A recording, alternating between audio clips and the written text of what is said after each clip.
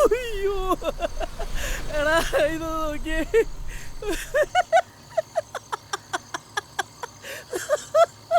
അയ്യോ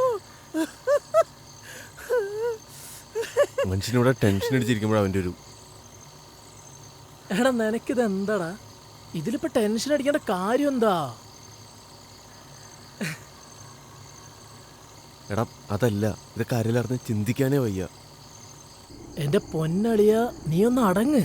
ഞാനല്ലേ പറയണേ ഇത് സേഫാ. എൻ്റെ ഫ്രണ്ട് ജിഷ്ണുല്ലേ, അവൻ ഈ കാര്യത്തിൽ പൊലിയാ. അവൻ്റെ കെയർ ഓഫിലുള്ളതായതുകൊണ്ട് ഒരു രീതിയിലും പേടിക്കേണ്ട കാര്യമില്ല. എടാ ഒരു മിനിറ്റ്, ഇതാ കോള് വരും. ഹലോ ചേട്ടാ. നമ്മളിവിടെ തന്നെ ഉണ്ട്. അവിടെ തന്നെ. ഒരു വൈറ്റ് ഓൾട്ടോ കാറ്. അങ്ങോട്ട് പോര്. ശരി ശരി ശരി.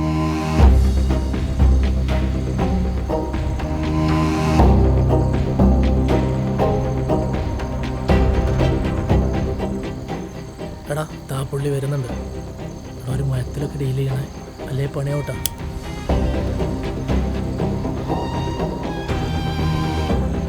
എടാ ടെൻഷൻ അടിക്കണ്ട, ധൈര്യമായിട്ടിരിക്കേ.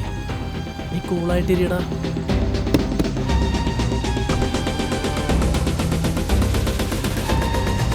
ഇവിടുത്തെ കാര്യങ്ങളൊക്കെ ഓക്കെയാണ്. അതൊന്നും ഓർത്ത് അളിയൻ പേടിക്കണ്ട.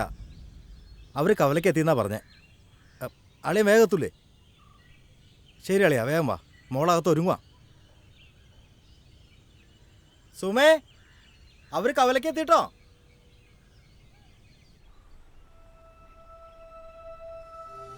മോളെ വേഗം റെഡിയാക്കോ, അവരുടെ എത്താറായി. ഇതൊന്ന് കുത്തിക്ക്. എങ്ങനെയുണ്ട്? കൊള്ളാം, സുന്ദരിയായിട്ടുണ്ട്. ടെൻഷൻ ഉണ്ടോ? ടെൻഷനൊന്നുമില്ല. എന്നാലും പെട്ടെന്നായതുകൊണ്ടൊരു പ്രിപ്പറേഷൻ ഒന്നും ചെയ്യാൻ പറ്റിയില്ലല്ലോ. നിന്റെ മാമനെ എന്നെ പെണ്ണ് കാണാൻ വന്നപ്പോൾ ഞാൻ ഇതിലും അപ്പുറമായിരുന്നു. ഞാൻ ക്ലാസ് കഴിഞ്ഞ് വരുമ്പോൾ വീടിന് മുന്നിൽ ഇരിക്കുക നിന്റെ മാമൻ. ഞാനാണെങ്കിൽ വഴി കിടന്ന് ഏതോ മാമ്പഴം തിന്നോണ്ട കയറി ചെന്ന്. അതാണെങ്കിൽ ഡ്രസ്സിലും മുഖത്തൊക്കെ ആയി ആകെ നാശമായി. ബെസ്റ്റ് കോലായിരുന്നു. കേട്ടിടത്തോളം ഇത് നല്ല കൂട്ടരാ. അമ്മയും മോനും മാത്രമേ ഉള്ളൂ. നല്ലതായിരിക്കും. ഒരു ഫോട്ടോ എടുത്തു തരുമോ? അച്ഛനെത്താറായില്ലേ? വഴിയിലാന്ന് പറഞ്ഞേ. എടുക്കട്ടെ? ഇങ്ങോട്ട് നോക്കിക്കേ.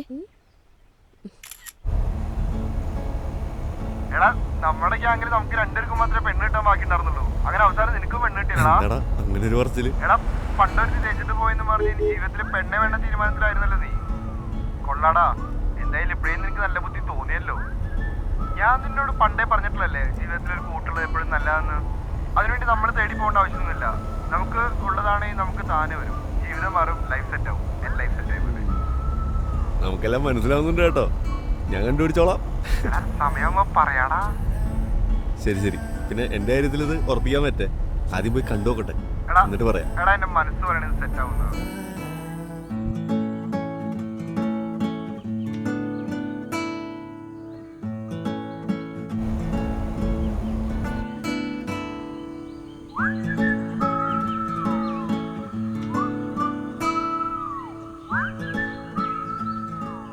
എടാ വീടെത്തിട്ടാ. എടാ ഞങ്ങളെത്തി. ശരി എന്നാ പിന്നെ വിളിക്കാം. ശരി മോനെ, പിന്നെ വിളിക്കാട്ടാ. ശരി ബൈ. എന്നാ നമ്മള് പെണ്ണ് കണ്ടിട്ട് വരാം. ഓക്കേടാ. ഓക്കേടാ, okay okay. Bye bye bye bye bye by.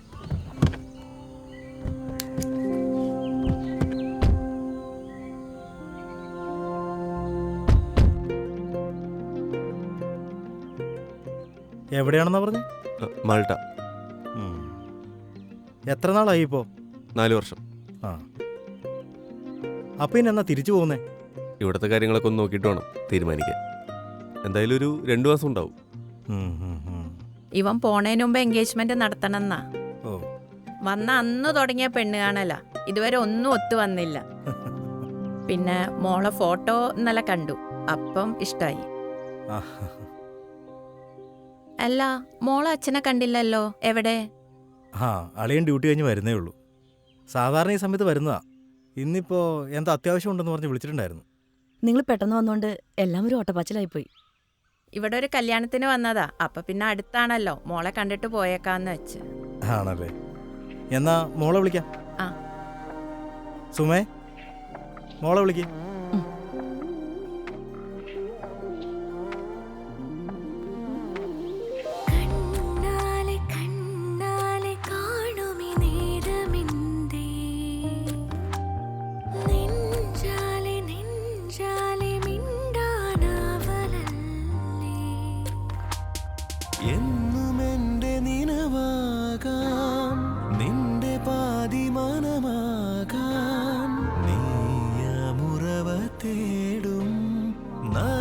എന്നാ അവർ തമ്മിൽ എന്തെങ്കിലും സംസാരിക്കാനുണ്ടെങ്കിൽ സംസാരിക്കട്ടെ.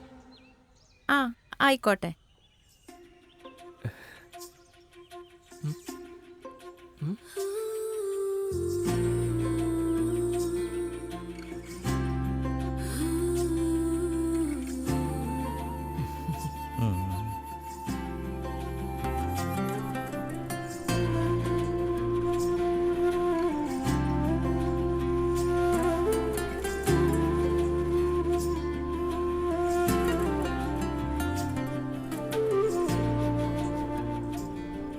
സൂര്യ ഫാനാണല്ലേ?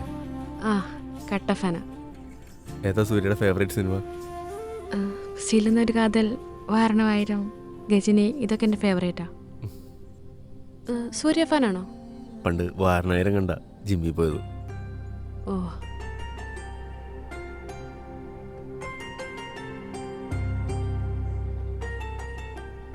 അയ്യോ ഇതെവിടെയാ?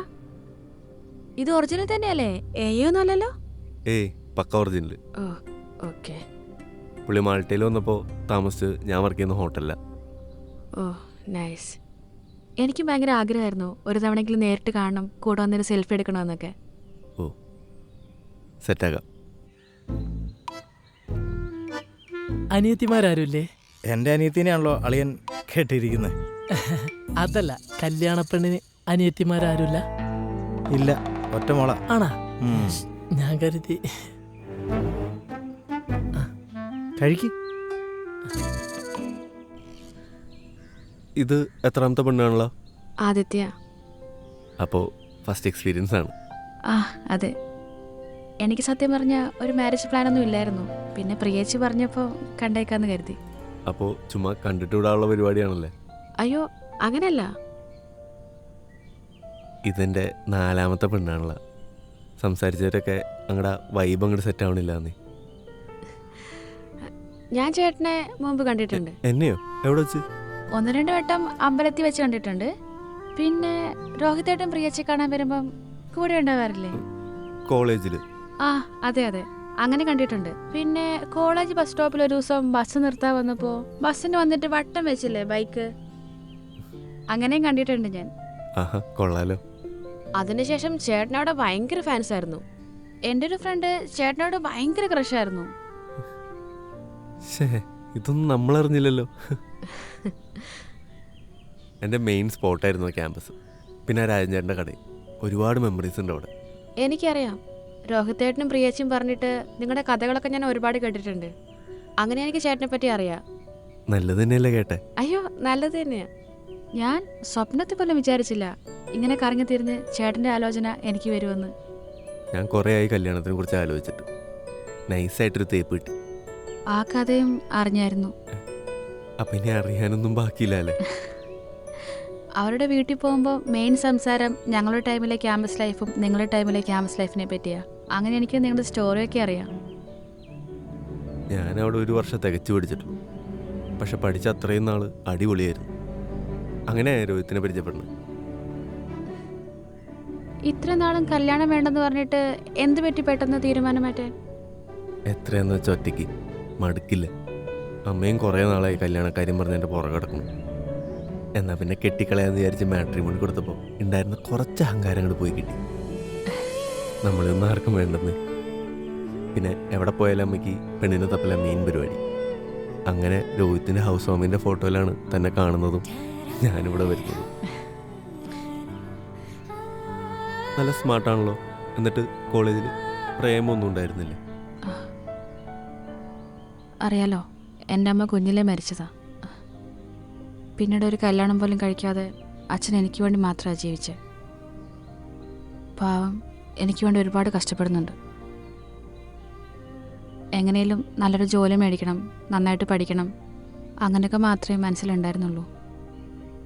ഇപ്പോഴാണ് ഞാൻ ആഗ്രഹിച്ച പോലൊരു ജോലിയൊക്കെ കിട്ടി ലൈഫ് ഒന്ന് സെറ്റിലാവുകയും ചെയ്തേ. അതിൻ്റെ ഇടയിൽ എവിടെയാ പ്രേമിക്കാനൊക്കെ സമയം? എനിക്കും അമ്മ മാത്രമേ ഉള്ളൂ. എന്നെപ്പറ്റി രോഹിത്തും പ്രിയയും പറഞ്ഞ് ഒരു ഐഡിയ കിട്ടി കാണുമല്ലോ. അതൊക്കെ തന്നെയാണ് ഞാൻ.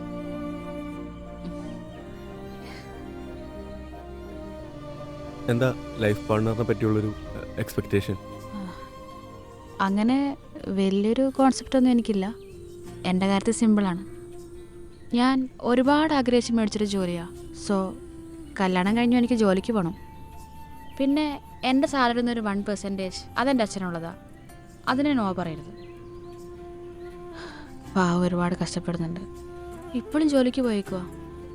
അതത്ര വേണ്ടെന്ന് പറഞ്ഞാലും അച്ഛൻ കേൾക്കാറില്ല. പിന്നെ ഞാൻ ഭയങ്കരമായിട്ട് ഇമോഷണലായിട്ടൊരു പേഴ്സണാണ്. സോ എൻ്റെ പാർട്ട്ണർ മനസ്സിലാക്കി നിൽക്കണമെന്ന് എനിക്കൊരാഗ്രഹമുണ്ട്. പിന്നെ എനിക്ക് ചേട്ടൻ ഓക്കെയാണ്, എൻ്റെ അച്ഛനും ഓക്കെ ആയിരിക്കും, അതെനിക്ക് ഉറപ്പാണ്. പിന്നെ പെട്ടെന്നൊന്നും കല്യാണം വേണമെന്ന് പറയരുത്. ഉറപ്പായിട്ടും. എനിക്കും അങ്ങനെ ധൃതി പിടിച്ച് കല്യാണം കഴിക്കാൻ താല്പര്യമില്ല. ഞാനിനി പോയിട്ട് വരുമ്പോൾ എന്തായാലും ഒരു വർഷം എടുക്കും. സമയമുണ്ടല്ലോ, പയ്യെ മതി. നല്ല ചിരിയാട്ടോ. ആ, ഒരു സെൽഫി എടുത്താലോ? ആ.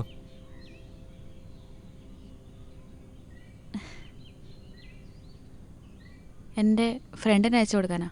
അവക്കേ ചേട്ടനോട് ഭയങ്കര ക്രഷായിരുന്നു.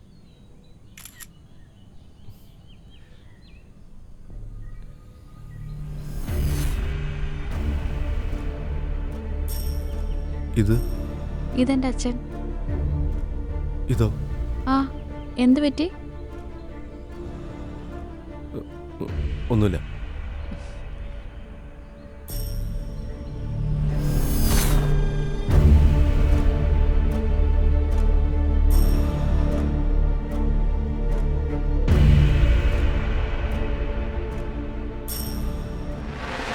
എന്താ പരിപാടിയൊക്കെ? ആ,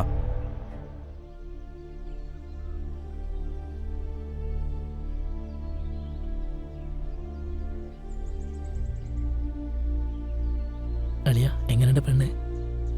എടാ, ഈ കല്യാണം നടക്കില്ല. നടക്കൂലേ? അതെന്താ? അവളുടെ അച്ഛൻ ആരാന്നറിയോ? ഇല്ല, ആരാ?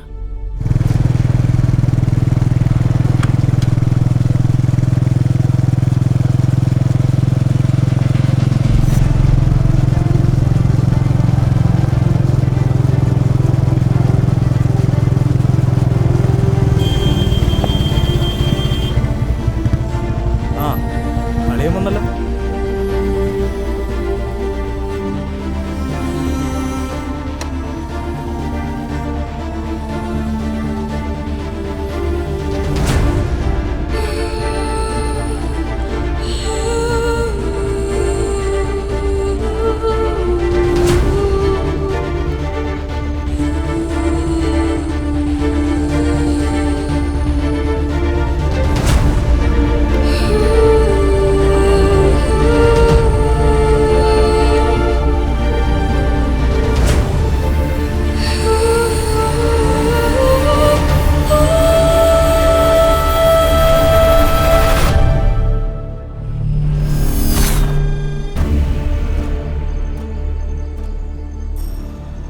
ചേട്ടാ കേറ്.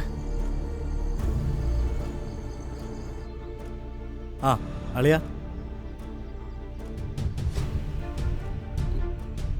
ദേ ഇതാണ് ചെറുക്കൻ.